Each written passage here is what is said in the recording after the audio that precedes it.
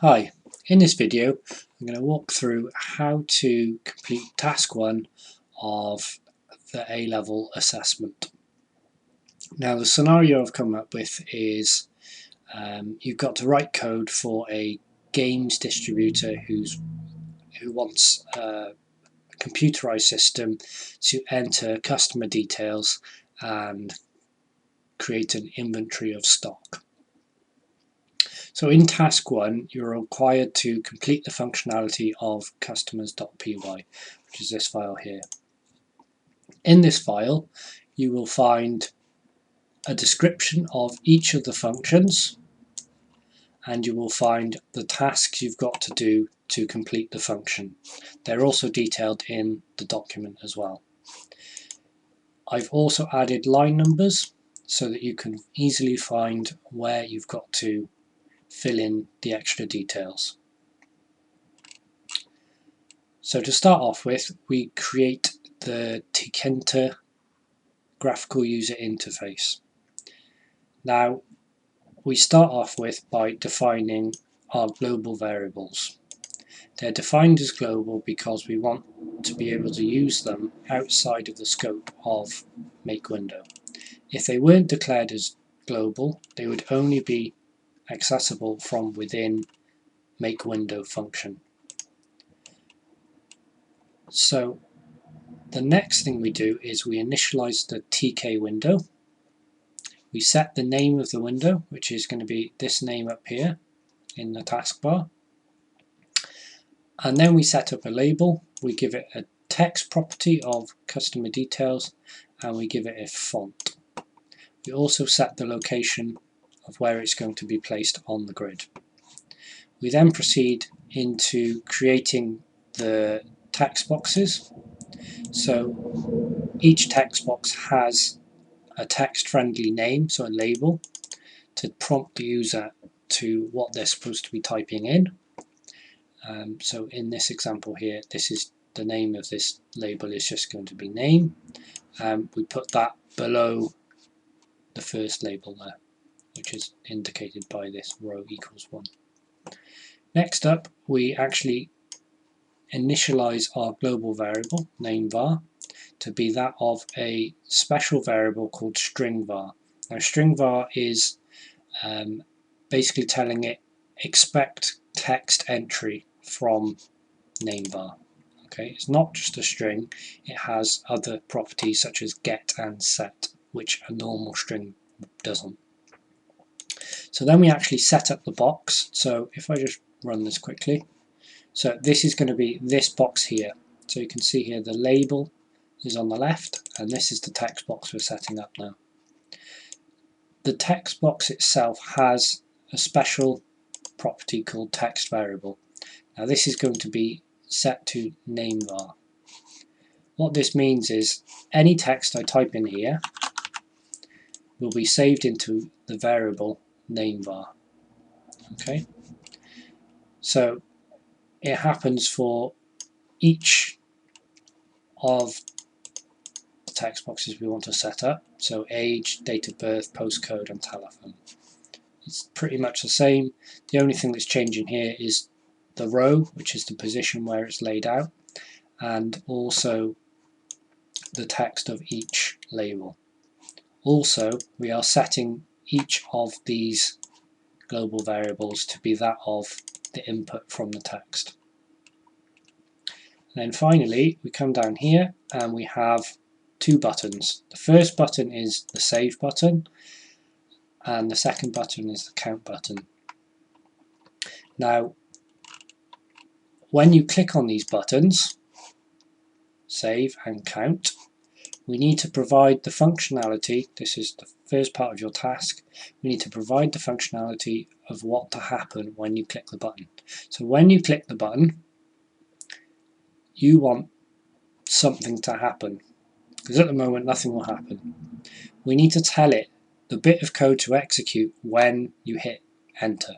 Okay, so that is going to be the call to our other two functions, save details and count customers. So when we press save, we want to call our save details function, and when we click count, we want to call our count details or count customers function. Okay, so now when I press these two buttons, it will call this function here and this function here and run through their whatever they've got in them. So then we exit this function, and this is where the main program starts. So when you hit F5, what's going to happen is it's going to create a window, set that window equal to your make window function, which is the function we just went through, and then it will call the run loop basically. Okay, so that's all the questions. So the question here was to add the correct function commands to the buttons, which we've now done. So we can close that one down. So the next one I'm going to go through is going to be the save details. Now the save details function basically takes whatever is in our text boxes here, adds a certain amount of padding to each variable, opens a file, writes the newly formatted variables to the file, and then closes the file. Okay, so if we open this one up here, so your task in this part A of this function is to complete the correct padding for each of the variables. Now the padding is just going to be making sure that each of the variables are the correct length. This is usually used so that we know exactly where in the file each element is going to be. So where it's going to start and where it's going to end. I'll go through that in a bit more detail in a minute. So age is simply going to be 3 characters long. Date of birth is going to be 10 characters long. Postcode is going to be 7 characters long. And telephone is going to be 11 characters long. Okay, so that's part A done. So part B is to add the file name to save the customer details to. So just going to delete this. And this is going to be a string of where you want the file to be saved. Okay, so this is going to be customer details.txt. And then we need to give it a flag of which mode to open this file with. There's read, there's write, there's read and write, and there's also append. Append basically means that we are going to add to this file. We're not going to overwrite it every time you run the code. So then what happens is, once the file is open, you save the newly formatted variables into the file. Now this new line here is quite important. It basically says, after I've finished writing this variable, I want to add a new line so each of our records is stored on its own line. We then close the file and return from the function. Okay, so that's save details done. Count customers. Now count customers is doing 3 things. The first thing it's doing is it's validating the input of what you've typed in here. Okay, so it's making sure that what's in this box is 30 characters long. It's also then opening the file and reading the file into the program. And then the third thing it's doing is it's searching the file for whatever you've typed into these boxes. Okay, so we start off, we set the number of customers needed to 0 and the customer count to 0 as well.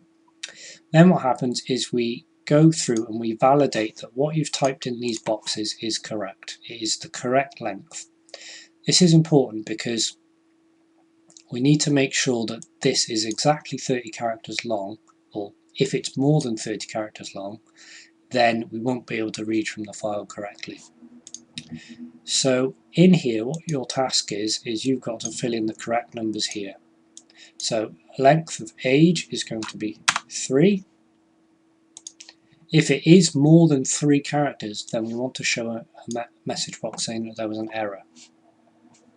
So then we have date of birth, which is going to be 10 characters long. We then have postcode, which is going to be 7 characters long, and telephone, which is going to be 11 characters long. Now, the next part of this task is to add the correct validation to make sure that the user is between the ages of 1 and 99. Okay, so this is going to be basically a validation check to make sure that the client is within a certain age limit. So we're going to say if the age is more than 99 or the age is less than 1, then we want to show an error message saying that they are too old or too young. So only if they are above 99 or less than 1. So then what happens is we basically say if the text you've entered here is not empty, then we need to try and get it. So that's what this is doing here. So if it's not empty, add 1 to the number of elements we need to get from the file. If it's 0 at this point, if it's all blank, then we need to say please enter something to count. What happens next is we open the file again for reading. Okay, that's what the R means. We're going to try and do this. If we can't do this, then we want to show an error box, so showing nothing to read. If everything's okay at this point, we'll then enter a loop and we'll say, okay, get each line 1 line at a time. Okay, because we're using that \n up here in our save, we know that each record is on a line of its own. So this would be line 1, this would be line 2, this would be line 3. So we're going to go through the file one line at a time and pull it out into record var. What we're then going to say is when record var is an empty pair of quotes, close the file and end the loop. This is a special flag meaning that we've hit the end of the file. Next, we then check if the name we've typed in here, ABC, is in the record var, in the current line of the file, between the characters 0 and 30. The 0 means we're going to start at index 0 and we're going to go until index 30. Now, index 30 is basically what we set as how long the name was going to be. So when we padded name, we know it's going to be between 0 and 30. Okay, so the next thing is going to be adding the correct indexes to the record var to get the correct amount out. So I'm just going to quickly type these in. So age is going to be between 30 and 33 because it's 3 characters long.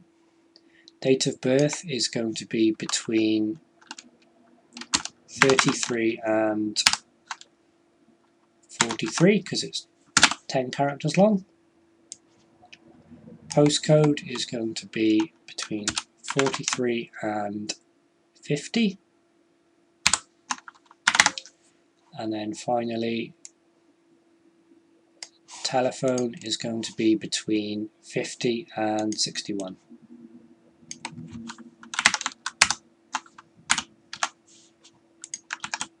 Okay, so I hope that makes sense, that each record is going to be between these two numbers. Then what happens is you'll notice that each time we find it, we say, okay, yes, we found this one, we found this one, we found this one, we found this one, we found this one.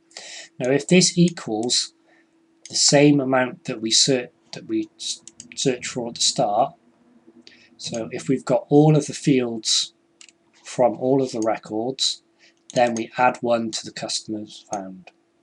Then we just show a message box saying that we found however many customers we found. Then we return. So if we run this now, I hope I filled everything in. Just going to add my details in here.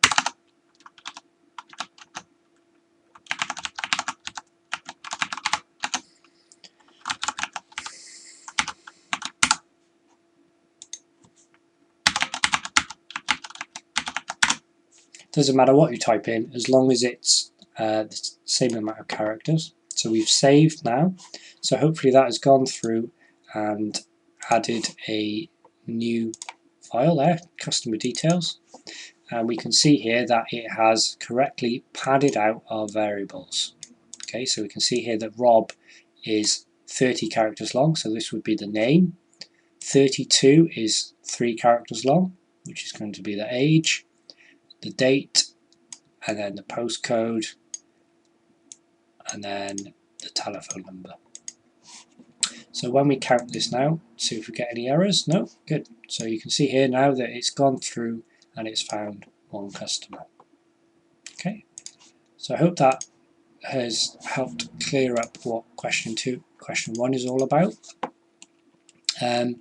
Question 2 is going to be in another video, I think, because this video is getting quite long now, I think. Yes.